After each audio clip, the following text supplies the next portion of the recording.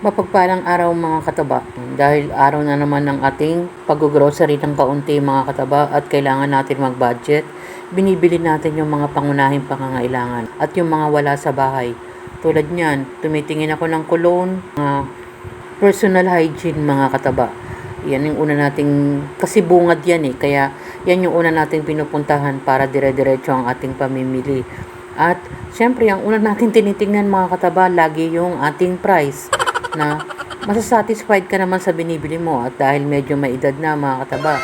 Paminsan-minsan tumitingin ako dyan ng mga katingko, efficacent oil, tinitingnan ko rin yan mga kataba dahil marami ng mga sakit-sakit sa katawan. Kumukuha tayo ng mga alcohol, yung mga maliliit lang muna mga kataba kung ano yung aabutin ng ating budget. Ikot tayo ng ikot at kasama naman natin dyan yung ating anak na lagi ko rin hinihingi yung opinion niya na pwede na ba ito nak? No, ganun yung pag nag-grocery kami mga kataba. Hindi pwedeng ako lang mag-isa kasi minsan kailangan ko rin sila. Tapos ikot ka ng ikot, lakad ka ng lakad, lakad pa more. Tama yan, mama taba, para ma-exercise ka. Warm up din ang warm up. Kasi nga, sa bawat ikot mo dyan, tumitingin ka ng mga pwede mong mabili na kung ano yung mga pangunahing pangangailangan tulad ng sabon. Tumitingin na rin ako dyan ng liquid dishwashing at Downy. Yan, yung mga yan. Yung mga hilera na yan. Sunod-sunod naman yan mga kataba Sabi ko nga, ang bibilihin lang natin ay yung mga pangunahing pangangailangan. Yan, Coffee Mate. Namimili pa ako dyan mga kataba. Hindi na ako kumukuha ng mga iba-ibang Coffee Mate. Basta't nahawakan ko na yung alam ko na madalas kong binibili. At tumitingin din ako ng gatas dahil minsan kailangan na rin nating uminom ng gatas. Kahit na yung mga Bear Brand lang o kung anumang gatas na pwedeng inumin mga kataba kasi pag nagkakaedad ka kailangan mo ring uminom ng gatas.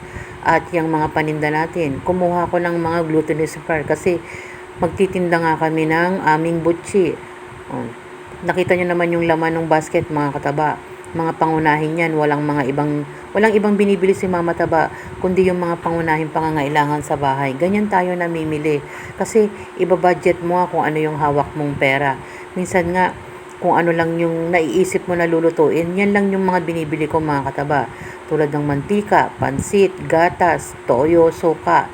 Yung mga yan na lagi nating nilalagay dito sa ating mga niluluto na hindi na tayo tumitingin ng mga ibang ingredients o kung anong mga dapat na bilhin. Nakita nyo naman mga kataba, maraming mga nakasale kasi magpapasko na Marami na silang ino-offer na isang bultuhan na bilihan. Minsan nga binibili ko pa dyan mga kataba yung mga nakasashay lang Basta't hindi mawawalan ng mga ricados, kumpleto pa rin sa ricados. Kumukuha rin ako mga kataba nung minsan Mang Tomas o di kaya lechon sauce kasi ginagawa na nilang ulam ng mga bata yon. Malaking bagay na yon. Yung mga toyo suka na yan, patis. Katulad yan mga kataba, napapansin nyo, may mga namimili na may mga daladalang nakasulat kasi nakakatulong din yun kung ano yung binibili mo. Makokontrol mo yung gastos na hindi ka basta lang hatak ng hatak. Lalo na yung mga nagtitinda mga kataba, yung kumukuha ng bultuhan, nakakatulong yung mga nakalista yung pinamili.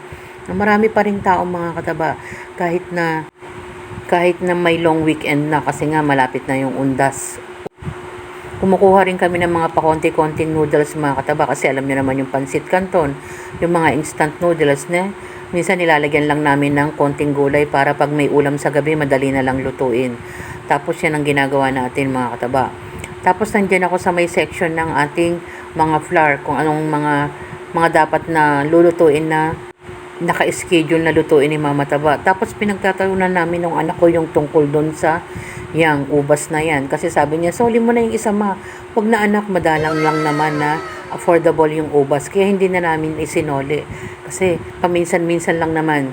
At kung ano lang naman yung hindi namin nabili mga kataba. Hindi na kami bumili naman kung ano-ano. Yan ang aming konting pinamili mga kataba. Ingat! Salamat at bye mga kataba!